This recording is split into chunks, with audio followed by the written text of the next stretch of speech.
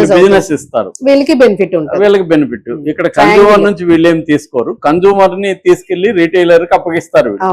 ఈ అప్పగించిన దానికోసం వాళ్ళు కమిషన్ ఇస్తారు. ఇది వీళ్ళిద్దరూ స్టార్ట్ చేశారు. ఈ ఫియా అనే కంపెనీ అదనమాట. సో ఇది బ్రౌజర్, క్రోమ్ కి సఫారీకి బ్రౌజరు, ఈవెన్ ఫోన్లలో కూడా మొబైల్లో కూడా ఇది ఉంటది. సో ఇది వీళ్ళు చేస్తున్నారు. మామూలుగా ఇది లీగల్ గా అందరూ చేస్తారు, ఇండియాలో కూడా చేస్తారు, పెద్ద పెద్ద వ్యాపారాలు జరుగుతుంటాయి. అయితే వీళ్ళు ఏం చేశారంటే ఒక మోసం చేశారు. ఆ మోసం ఏంటంటే దీన్ని కుకీ స్టఫింగ్ అని పిలుస్తారు. కుకీ స్టఫింగ్ కుకీ డ్రాపింగ్ అని పిలుస్తారు. అదేంటంటే ఇప్పుడు నేను సెట్ చేశాను, నేను వాళ్ళ బ్రౌజర్ కానీ వాడలేదు, బ్రౌజర్ ఎక్స్టెన్షన్ వాడలేదు, మామూలుగా గూగుల్లోకి వెళ్ళి టాప్ 10 స్మార్ట్ వాచ్లను చేశాను. చేసినప్పుడు నాకు డైరెక్ట్ గా అమెజానే వచ్చింది. నాకు అన్ని రేట్లు అక్కడ గూగుల్లోనే షాపింగ్ అనే ఆప్షన్ లో రేట్లు కంపారిజన్ వస్తే నేను మనకు అలవాటు వల్ల నేను కూడా చాలా సార్లు నాకు వేరే ఉన్నా ఎందుకు అమెజాన్ క్లిక్ చేస్తా, అలవాటు. సో అలాగే ఏదో నా అలవాట్లు నేను అమెజాన్ క్లిక్ చేసా, నేను వాచ్ కొనుక్కున్నా 10,000కి.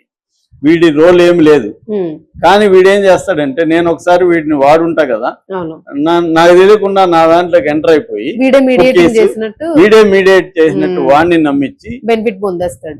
నేను వీడికి సంబంధం లేకుండా కొన్నా వీడు కమిషన్ తీసేసుకుంటాడు. ఇది వీళ్ళు చేసే స్కామ్.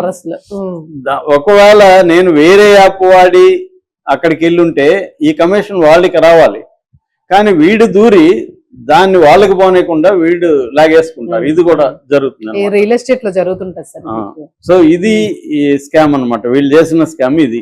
ఇది మామూలుగా గతంలో కూడా ఫస్ట్ వచ్చింది ఈ రకంగా ఈబే అండి. 2005, 2006 ప్రాంతంలో ఈబేకి షాన్ హోగన్ అనే ఒక కంపెనీ పెద్ద క్లయింట్ అన్నమాట, నెంబర్ 1 క్లయింట్.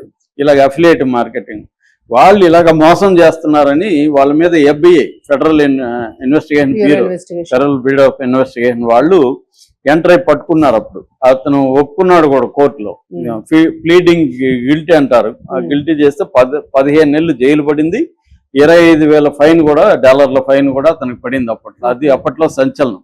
అలాగే పేపాల్కి సంబంధించిన హనీ బ్రౌజర్ అనేది కూడా ఇట్లాగే శిక్షలు పడ్డాయి.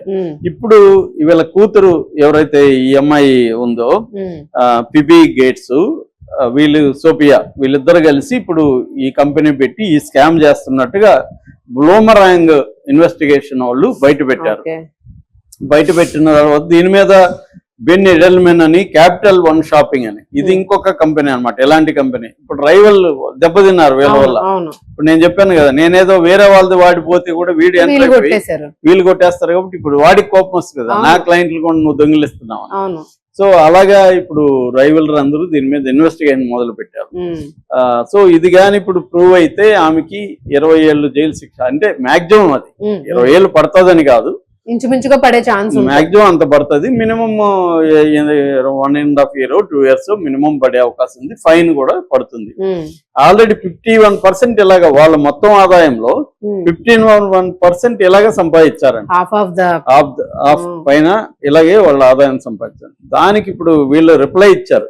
వీళ్ళేమంటున్నారంటే అది మేము కావాలని చేయలేదు, మా సాఫ్ట్వేర్ బగ్ ప్రాబ్లం అని చేస్తున్నారు. దాన్ని వాళ్ళు ఒప్పుకోవట్లేదు. ఇన్వెస్టిగేటివ్ ఏజెన్సీలు ప్రూవ్ చేస్తున్నారు.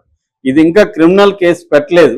ముఖ్యంగా ఎవరు పెట్టాలంటే నైక్, గ్యాప్, నార్స్ ఫార్మ్, ఈ 3 దగ్గర ఎక్కువ వీళ్ళు దొంగిలించారంట. ఇప్పుడు వాళ్ళు పెట్టాలి. వాళ్ళతో మరి వీళ్ళు ఏమన్నా డీల్ చేసుకుంటున్నారు.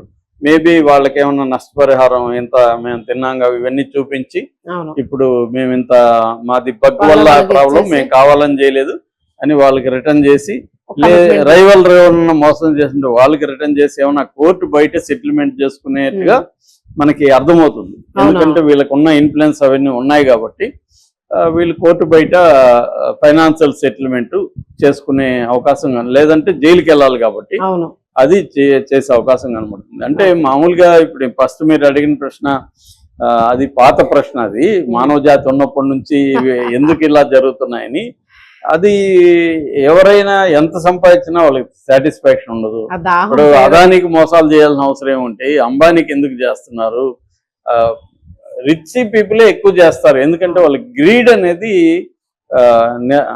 నెవర్ ఎండింగ్ అనమాట. ఆ గ్రీడ్ లో నువ్వు ఫస్ట్ నాకు ఒక 10 లక్షలు ఉంటే చాలు అనుకున్నవాడు 10 లక్షలు వచ్చినాక 10 కోట్లు కావాలనుకుంటాడు. 10 కోట్లు వచ్చినాక నెవర్ ఎండింగ్ డిజైర్స్ కోరికను కోరుతూ ఉంటది, కానీ ఆ కోరిక నెవర్ సాటిస్ఫై అవ్వదు, ఎండ్ అవ్వదు.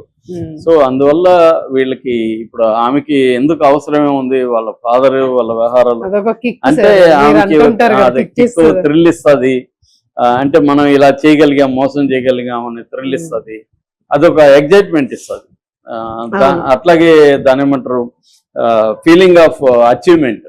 నేను అచీవ్ చేయగలిగాను, ఇంతమందిని నేను మోసం చేసి ఇంత సంపాదించాను అని టెక్నాలజీలో అది ఇంకా ఎక్కువ వస్తుంది. ఎందుకంటే అది నీకు ఎవరు మనిషిని కనబడరు, అలాని వ్యక్తిని కొడితే మనకి ఇబ్బందిగా కూడా ఉండొచ్చు, కానీ ఇది అవేం కూడా ఉండవు కదా. ఆ కైండ్ ఆఫ్ గిల్ట్ కూడా ఇక్కడేం ఉండదు. మనం ఎవరినైనా ఒకరిని కొట్టి వాళ్ళ దగ్గర పర్సు తీసుకున్నాం, మనకి ఎక్కడో చోట గిల్ట్ ఉంటది, కానీ ఇది ఎవరిని చేస్తున్నట్టు ఎవడో. కాబట్టి ఇలాంటివి జరుగుతాయి. ఇప్పుడు ఇది సీరియస్ గానే